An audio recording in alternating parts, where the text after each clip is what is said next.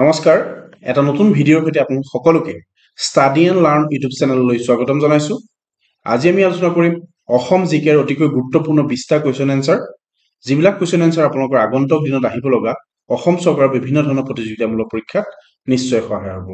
আপোনালোকে প্ৰথমৰ পৰা শেষলৈকে ভিডিঅ'টো চাব। যদি স্কিপ কৰে তেনে গুৰুত্বপূৰ্ণ কুৱেশ্যন এনসাৰ আপোনালোকৰ ৰৈ যোৱাৰ সম্ভাৱনা থাকিব পাৰে। তেন্তে পলম নকৰি আজি আমাৰ ভিডিঅ'টো আৰম্ভ কৰোৱা হওক। আজি আমি প্ৰথম কুৱেশ্যন চাম।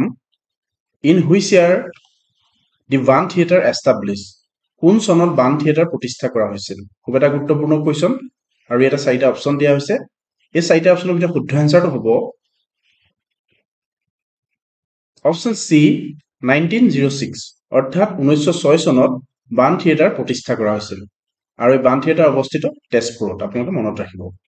নেক্সট কুৱেশ্যন চাম আমি আৰু ইয়াতে দিয়া হৈছে হু কম্প'জ জিকিৰ এণ্ড জাৰীৰ গীত ইন আছামিজ লেংগুৱেজ, অসমীয়া ভাষাত জিকিৰ আৰু জাৰীৰ গীত কোনে ৰচনা কৰিছিল? আৰু এটা 4টা অপশ্যন দিয়া হৈছে। এই 4টা অপশ্যনৰ ভিতৰত শুদ্ধ এনসাৰটো হ'ব অপশ্যন এ আজান ফকীৰ চাহেব। জিকিৰ আৰু জাৰীৰ গীতবোৰ ৰচনা কৰিছিল আজান ফকীৰ চাহেবে। So' option A is the correct answer. Next question চাম আমি which assembly constituency in Assam has the largest voter population, অসমৰ কোনটো বিধানসভা সমষ্টিত ভোটাৰৰ সংখ্যা সৰ্বাধিক? ইয়াতে 4টা বিধানসভা সমষ্টি দিয়া হৈছে আৰু ইয়াতে আমাক সুধিছে যে অসমৰ কোনটো বিধানসভা সমষ্টিত ভোটাৰৰ সংখ্যা সৰ্বাধিক? আৰু এই কুৱেশ্যনৰ শুদ্ধ এনসাৰটো হ'ব অপশ্যন এ দিছপুৰ। দিছপুৰ সমষ্টিত ভোটাৰৰ সংখ্যা সৰ্বাধিক।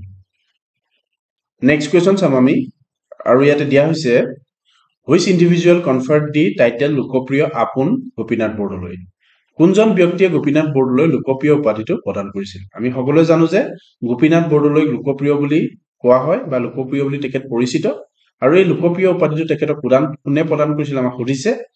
আৰু এই 4টা অপশ্যনৰ ভিতৰত শুদ্ধ এনসাৰটো হ'ব অপশ্যন বি জয়ৰাম দাস দৌলতৰাম। গোপীনাথ বৰদলৈক এই লোকপ্ৰিয় উপাধিটো প্ৰদান কৰিছিল জয়ৰাম দাস দৌলতৰামে।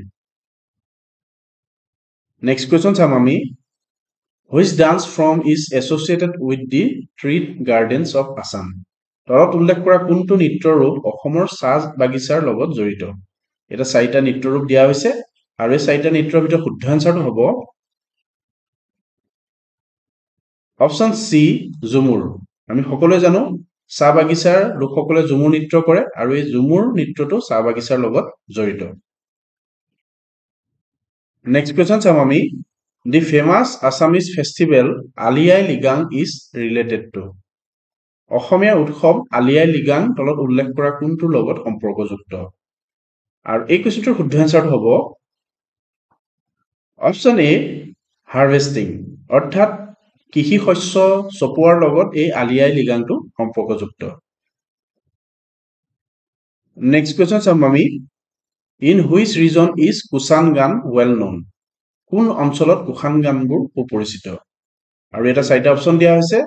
এই 4টা অপশ্যনৰ ভিতৰত শুদ্ধ এনসাৰটো হ'ব অপশ্যন বি গোৱালপাৰা, যি কুষাণ গানসমূহ আমাৰ গোৱালপাৰা সুপৰিচিত বা প্ৰসিদ্ধ। নেক্সট কুৱেশ্যন চাম আমি হাউ মেনি বৰগীত ডিড মাধৱদেৱ কম্প'জ, মাধৱদেৱে কিমানটা বৰগীত ৰচনা কৰিছিল? আমি সকলোৱে জানো মাধৱদেৱে 191টা বৰগীত ৰচনা কৰিছিল। So' option A is the correct answer.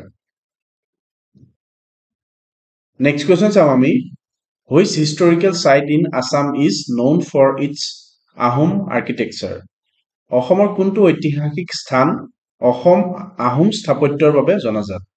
এটা 4টা স্থান দিয়া হৈছে আৰু এই 4টা স্থানৰ ভিতৰত শুদ্ধ এনসাৰটো হ'ব অপশ্যন বি ৰংঘৰ। ঐতিহাসিক স্থানসমূহৰ ভিতৰত ৰংঘৰ হৈছে আহোম স্থাপত্যৰ বাবে জনাজাত এটা স্থান।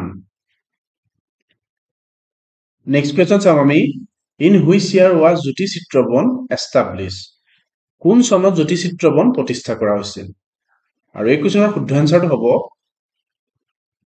অপশ্যন এ 1961, অৰ্থাৎ 1961 চনত গুৱাহাটীস্থিত জ্যোতি চিত্ৰবন প্ৰতিষ্ঠা কৰা হৈছিল। নেক্সট কুৱেশ্যন চাম আমি where is the tomb of Giyasuddin Auliya situated, Giyasuddin আউলিয়াৰ সমাধি ক'ত অৱস্থিত? আৰু এই চাৰিটা অপশ্যনৰ ভিতৰত শুদ্ধ এনচাৰটো হ'ব অপশ্যন বি হাজো। গিয়াছুদ্দিন আউলিয়াৰ সমাধি হাজোত অৱস্থিত। নেক্সট কুৱেশ্যন চাম আমি হুইচ কমিউনিটি অবজাৰ্ভ টুচু পূজা? তলত উল্লেখ কৰা কোনটো সম্প্ৰদায়ে টুচু পূজা পালন কৰে? আৰু ইয়াত চাৰিটা ট্ৰাইব দিয়া হৈছে। এই ট্ৰাইবকেইটাৰ ভিতৰত কোনটো ট্ৰাইবে টুচু পূজা চেলিব্ৰেশ্যন কৰি আমাক সুধিছে। আৰু এই কুৱেশ্যনটোৰ শুদ্ধ এনচাৰটো হ'ব option C tea tribes. Tea ট্ৰাইবৰ লোকসকলে টুচু পূজা উদযাপন কৰে। নেক্সট কুৱেশ্যন চাম আমি which sattra is renowned for its mask making tradition? মুখা নিৰ্মাণ পৰম্পৰাৰ বাবে বিখ্যাত সত্ৰখনৰ নাম কি আমাক সুধিছে। আৰু এই চাৰিখন সত্ৰৰ ভিতৰত শুদ্ধ এনচাৰটো হ'ব অপশ্যন চি চামগুৰি সত্ৰ। মুখা নিৰ্মাণ পৰম্পৰাৰ বাবে বিখ্যাত সত্ৰখন হৈছে চামগুৰি সত্ৰ। নেক্সট কুৱেশ্যন চাম আমি in which location is Madhupur Sattra situated? Madhupur Sattra তলত উল্লেখ কৰা কোনখন ঠাইত অৱস্থিত? আৰু এই কুৱেশ্যনটোৰ শুদ্ধ এনচাৰটো হ'ব অপশ্যন বি কোচবিহাৰ। মধুপুৰ সত্ৰখন কোচবিহাৰত অৱস্থিত। নেক্সট কুৱেশ্যন চাম আমি হু ফাউণ্ডেড বৰপেটা সত্ৰ? বৰপেটা সত্ৰ কোনে প্ৰতিষ্ঠা কৰিছিল? আমি সকলোৱে জানো বৰপেটা সত্ৰখন মাধৱদেৱে প্ৰতিষ্ঠা কৰিছিল। So' option B is the correct answer. ধন্যবাদ। ইমানলৈকে আপোনালোকে আমাৰ ভিডিঅ'টো চোৱাৰ বাবে আপোনালোক সকলোকে অশেষ ধন্যবাদ থাকিল। আগন্তুক দিনত আমাৰ গুৰুত্বপূৰ্ণ ভিডিঅ'বোৰ পাবৰ বাবে আমাৰ চেনেলটো ছাবস্ক্ৰাইব কৰি ৰাখিব।